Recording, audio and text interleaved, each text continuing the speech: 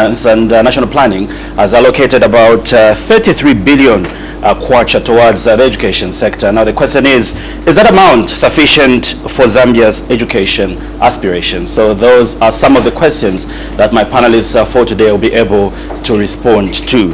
So we know that a well-funded education budget can empower Zambia to build a skilled workforce, foster innovation and enhance civic engagement, and increase access to quality education, ultimately driving economic growth, reducing poverty and promoting social mobility, ultimately shaping a brighter future for its citizens. My sign language interpreter this morning is Chola Kauma. And my first guest, I do have quite a number of guests that will be appearing before this committee, and later on I'll be interacting with Dr. Rosia Siatwambo just to get his perspective on the 2026 budget that was projected by the Minister of Finance. How will the private sector tap in this education? Will it benefit some private sectors as well? Because quite a number of incentives that the Minister of Finance has put in place in that budget. And later on, I'll also be interacting with Mr. Victor Muyumba, who is National Union of Public and Private Educators of Zambia, NUPEZ in short. What is the union saying about the 33 billion kwacha that has been allocated to education sector? Better still, like always, we'll also be receiving your SMSs. The number that we'll be using, like always, is 0978 772801. That's 0978 772801. The best thing that you can do is start sending those text messages, because I'll be able to read those text messages a little later. Wrong Member of Parliament, Mr. Joe Chibuye, thank you so much for waking up early. I've been watching you.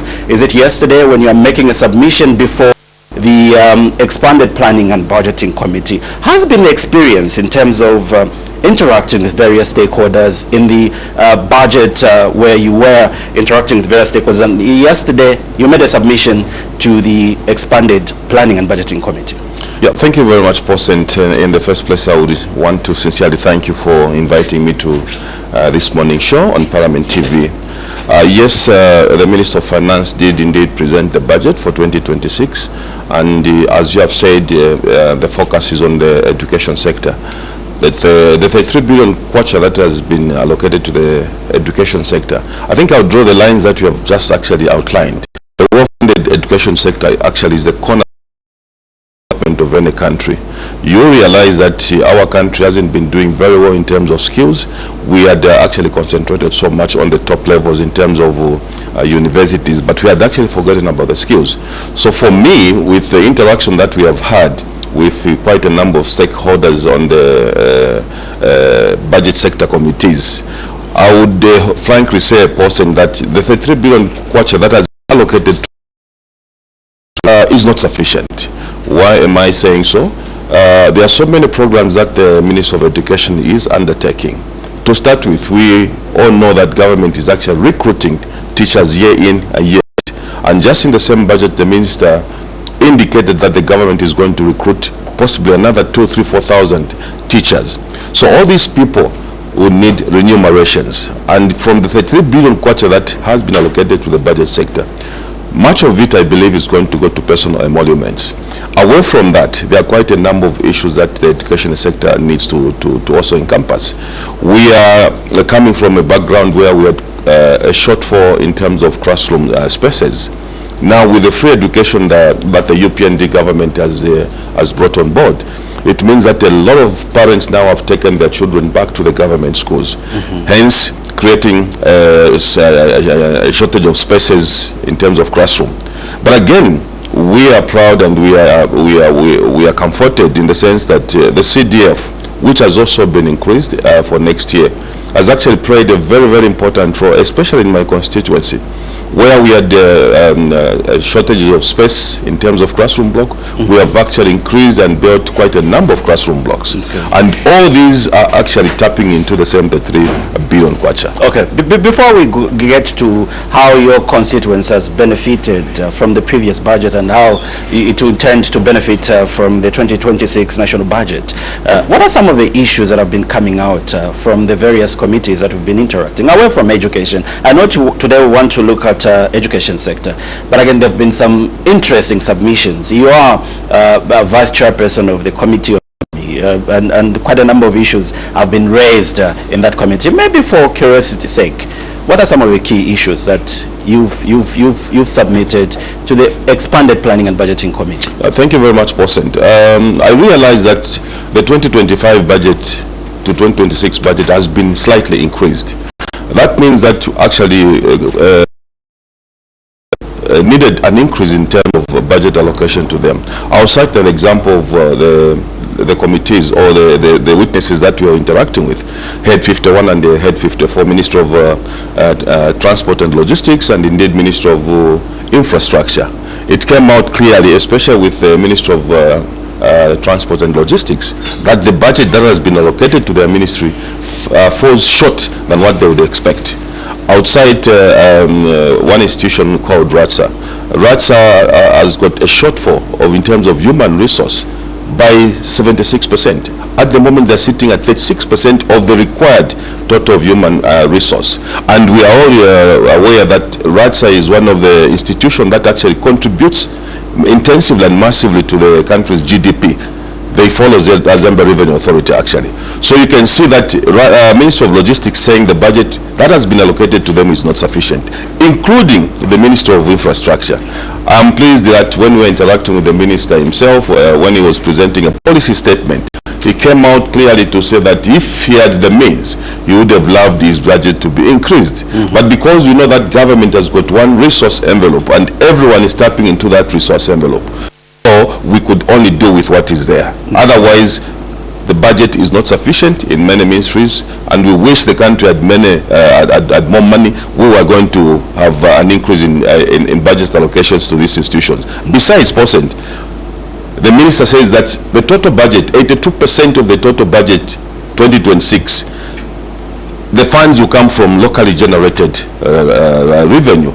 So you can see that we have a mammoth task to ensure that we realize the 82% towards the allocation of the 2026 national budget. Do you think it's attainable? It's very attainable. To raise 80% of the total budget locally. I pray, person, that they just has to meet that, because it's right on the table, and we just have to ensure that all those institutions that are tasked to raise these funds actually meet their targets. Okay. Earlier on you talked about the free education. How will Ron constituency benefit from the free education? I know free education is one of the flagship program for the UPND government in the education sector. Thank you very much, Paulson. Before I come to Ron constituency, allow me to cross over to our neighboring countries, Malawi, just across the borders here. The information that is coming from Malawi today is that the current new president has actually made it mandatory now that education from grade 1, if you may say so, up to the university will now be free. Why is it so? Education, you and me knows that it's the best equalizer, and we can only develop our country if we have an educated human resource. So for one constituency, it's going to actually, we are going to benefit from free education. Ron constituency predominantly has been a mining constituency. It was like a ladder. The father is a miner today. When he retires, he brings in the son, he goes into mining. So everything was all about mining. But with free education, we shall have a variety of skills that will be that will breed out into Ron constituency. We shall have engineers, we shall have architecturers, we shall have all these sets of professionals. So I can see that the coming in of free education, and indeed with the skills that the UPND government is actually putting across the table, Ron constituency shall benefit from the same.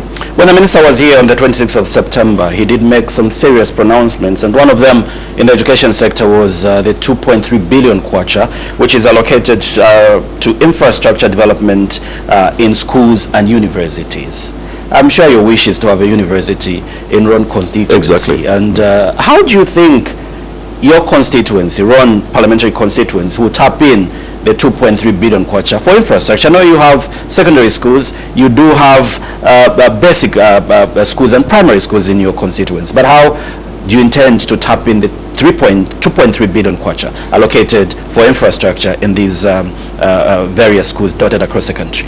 Again, I realize that the government has got quite a number of projects and the infrastructures that they have to look at. But of course, priority has to be given when they're undertaking all these infrastructures. Yes, Ron constituency is not an exceptional. We have quite a number of shares in terms of education. But I don't have a boarding school in Ron constituency. And that would be the first thing that I would actually cry for if I was given an opportunity to say, what do you want to benefit from the 2.3 billion that has been allocated to the school infrastructure? But I realize again that there are quite a number of structures that are hanging at 80, 70, 90%, which were started way back, and I believe the government would love to finish these infrastructures first and then start looking at the greenfield infrastructures. So if I was basically asked as to what I would want to benefit from the same, I would really, and I would passionately appeal to the minister, if it's possible, to consider Ron constituency for a boarding school. Ron constituency is growing. Have got 14 wards, very urban, and some of the children actually walk long distances to go and look and fetch the nearest education premises. So indeed, we would want to have a boarding school in the constituency. Okay. The other amount that we're worth talking about is a 1.4 billion kwacha allocated for the higher education loans and scholarship board. How will this impact students from poor families? We know that they are vulnerable family members in Ron constituency, and brainy, intelligent young girls and boys in your constituency, and I'm sure they would want also to benefit from the 1.4 billion kwacha, which has been allocated to the higher education loans and scholarship boards, for them to be sponsored on bursary, 70%, 50%, and 100% depending on the grades that one has attained at grade 12. You're right, If I was allowed to mention names, I would mention names that has actually passed through Ron constituency. The likes of Dr. Felicity Kayumba, she's a product of Ron constituency. And I would really love the people of Ron constituency, the children, the students from Ron constituency, to get a fair share of this 1.4 billion. But my humble appeal to the authorities, the powers that be, is that yes, I know this loans board is centralized. It's all in Lusaka.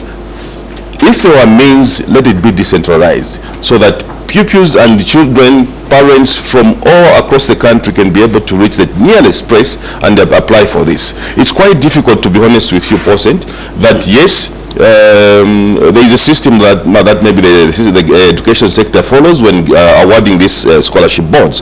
But what I want to appeal to the authorities and the people that are in charge and responsible for this is, please let us be neutral, let us be fair, and ensure that we give deserving students, we give deserving pupils these loans. Sometimes, I'll be frank with you, sometimes it's very common, being a human being, that we tend to take our interests first. Those that are in charge, they will first look at who is the next of kin to them before they look at the broader picture in terms of pupils that deserve the scholarships. So my appeal is, please, this money has been allocated to the education sector, the loans board. Those that handle this money, please be as far as you can be, that you follow whatever system you do, so that everyone, regardless of color, breed, political affiliation or religious affiliation, whoever deserves to be awarded this scholarship, let them get the scholarships. Earlier on about Ron constituency not having a boarding school. We've heard some members of parliament celebrating that they are building boarding schools under the World Bank project. How did Ron constituents miss this golden opportunity? Because quite a number of members of parliament that I've interacted with, they've told me, no, World Bank is helping us to construct state-of-the-art boarding school in my constituency. What really happened? What criteria was used to pick on constituencies 12 boarding schools under the World Bank project? You're right, I remember those years when we were in school. We had an opportunity to have World Bank classroom blocks. Ron constituency is not an exceptional. We had one at Ronantrop Secondary School, Patamato. But of the current situation, I would really want to know how actually I can also move and pursue that route, so that I can also approach World Bank. To be honest, I don't really understand that. I don't know how, what criteria the World Bank uses to pick on which constituents should benefit. But yes, that is there, I've heard of it, and I'm still trying to consult and ask around as to how we can also, as Ron constituency, push our bid forward to World Bank to ensure that they also consider us for a boarding school.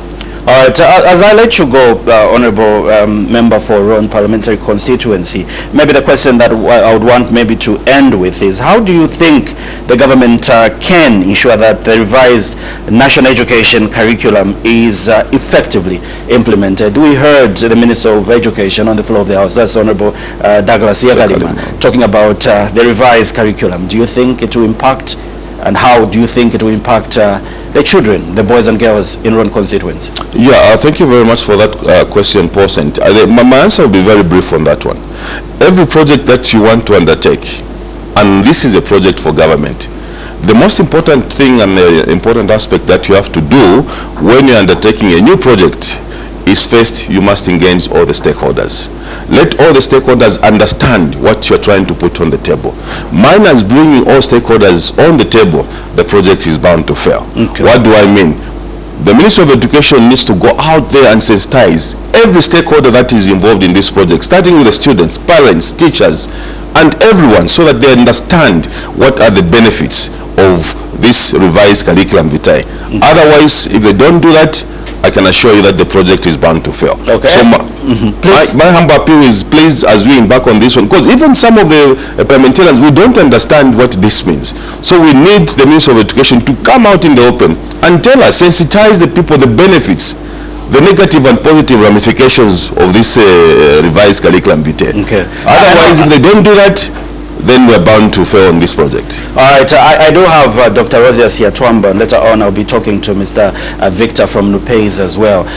Maybe the question is, what role do you see, or do you think private sector playing in supporting the education sector, given the mention of companies sponsoring engineering students?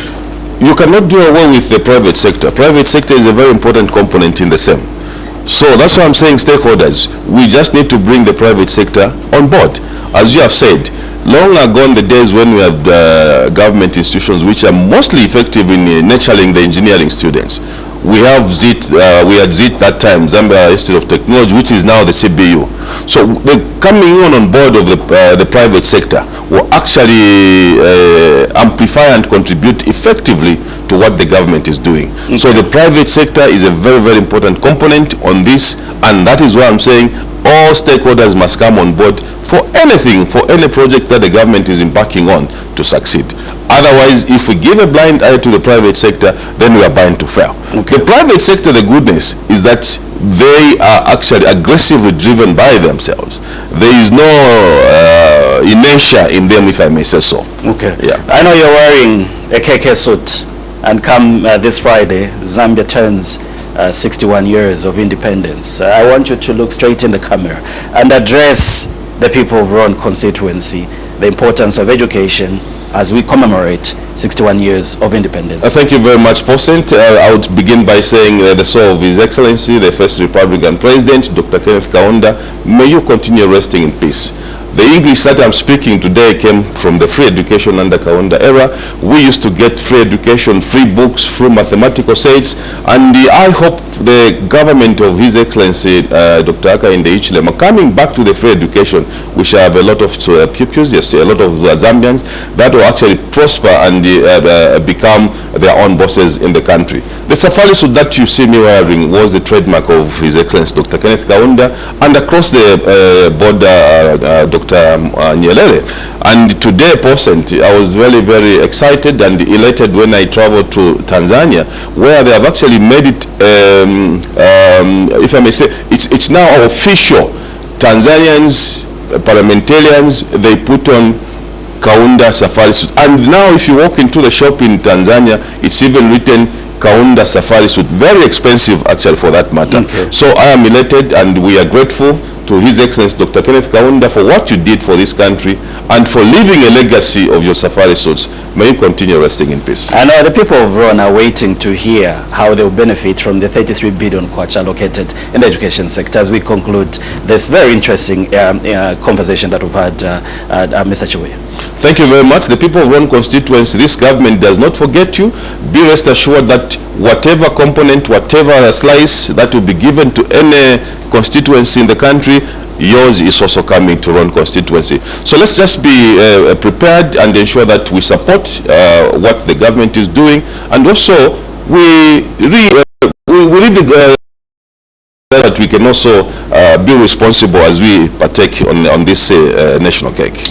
Honorable Chiwe, thank you so much for being with us on this platform. I know you'll be interacting with various stakeholders in the expanded planning and budgeting committee later in the day, and I'm sure, all being equal, you'll be in Ron come Friday and commemorate 61 years of independence with the people of Ron constituency, and wishing you all the best. Opposite, I can only, on behalf of the people of Ron constituency, sincerely thank you for having the people of Ron constituency on this morning show. Thank you very much. All right, and those of you that have been sending in text messages, the number that we're using is 0978772801, and be able to read your text messages a little later. And for now, we just take a short break. On the other side, I'll be interacting with Dr. Rosias Siatwambo, who is Chief Executive Officer from Great North Road, a group of companies, and Mr. Victor Muyumba, National Union of Public and Private Educators of Zambia, NUPEZ in short. So on the other side, we'll be interacting with these intellectuals.